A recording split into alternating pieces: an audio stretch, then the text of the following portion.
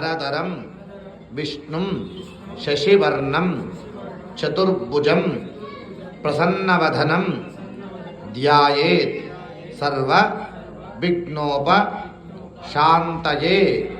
అగజానన పద్మార్కం Gajanana మహర్నిశం అనేకదంతం భక్తానాం ఏకదంతం ఉపాస్మహే.